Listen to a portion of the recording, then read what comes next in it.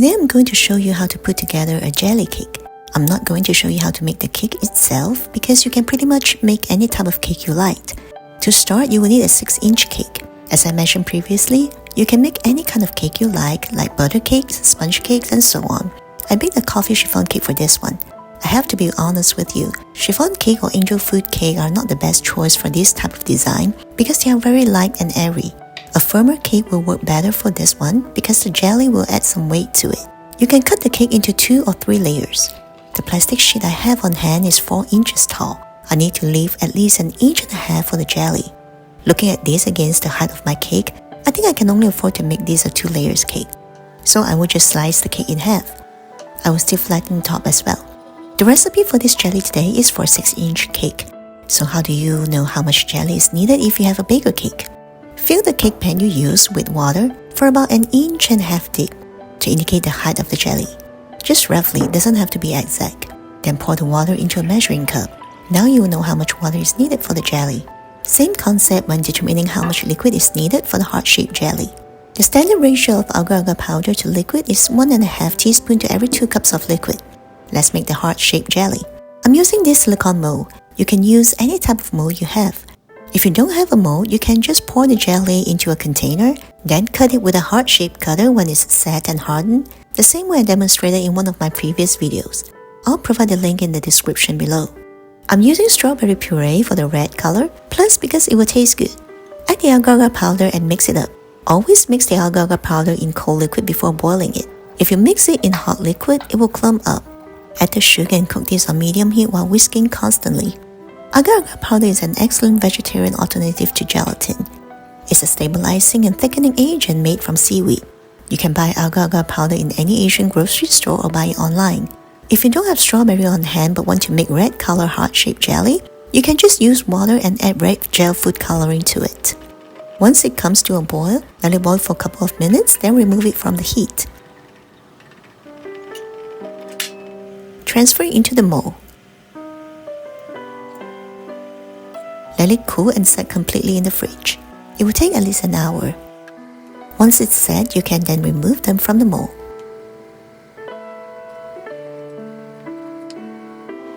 These are the ones that made from water with red food color added to it. Let's make buttercream. First, we'll warm the heavy whipping cream by placing it over a bowl of warm water. We want the temperature to be between 70 to 80 degrees. Now whip the butter up on high speed until it gets lighter in color.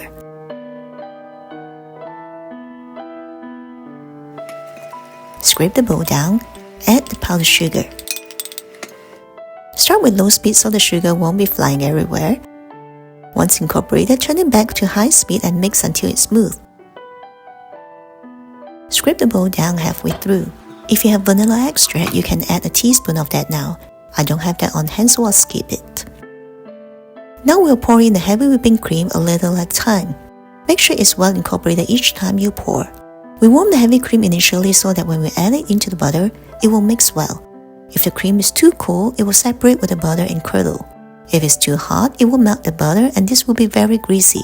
This is not a typical American buttercream. By adding more heavy whipping cream into it, it lightens the sweetness level and gives it a smoother texture. The creamy texture is just like a Swiss meringue buttercream, but much easier to make. I don't like standard American buttercream because it's just way too sweet. If you like American buttercream, you can certainly just make that. Once it comes together, you can taste it and see if it's sweet enough for you. If not, you can certainly add more powdered sugar. We need to use buttercream because they will firm up to form a crust. So when we pour the jelly on it, it will set on top of the cream. Whipped cream frosting won't be able to hold it. This is good. See how silky smooth this is? Now frost and fill the cake. If you have never frosted a cake before, you can watch other cake videos in my channel. In this video, I like to focus on how to add jelly to a cake. Smooth out the cake the best you can. It doesn't have to be perfect because it will all be covered up later. Wrap the cake with a plastic sheet and secure it with sticky tape. This must be tight and make sure it touches the cake on all sides. Using a piping bag, pipe a little bit of buttercream around the edges and smooth it out with your finger. This is to make sure there's no gap between the cake and the plastic sheet. Put these in the freezer. We want the buttercream to be very firm before we pour the jelly on top. Now we'll make the clear jelly. Same steps as before, but this time we are only using water.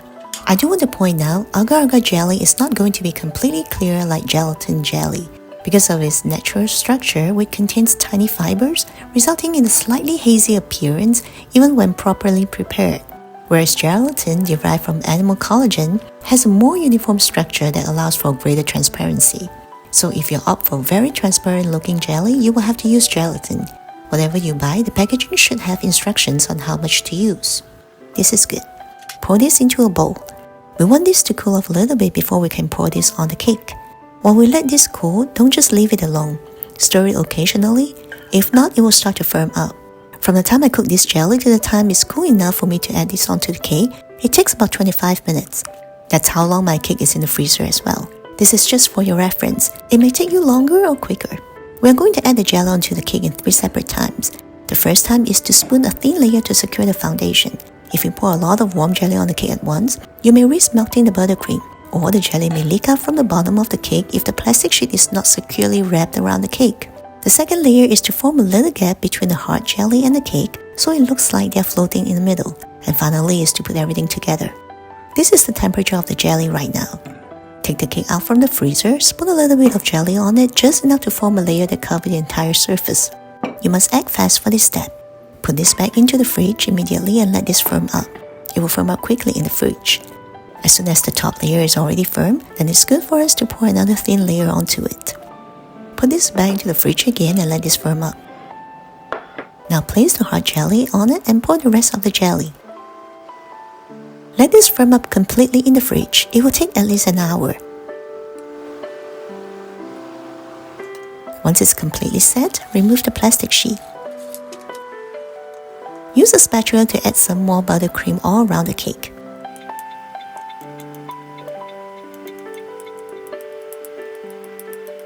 And this is now completed. I want to show you what it looks like after I cut it. See how the cake is sagging a little on the middle end? This is what I mean why chiffon cake or angel food cakes are not the best choice, because they are very light and airy. I mean, this is not a problem because you can tilt this slice and let it lay on the plate, not standing it up. I just want to make sure that you are aware of it, that's all. Thanks so much for watching.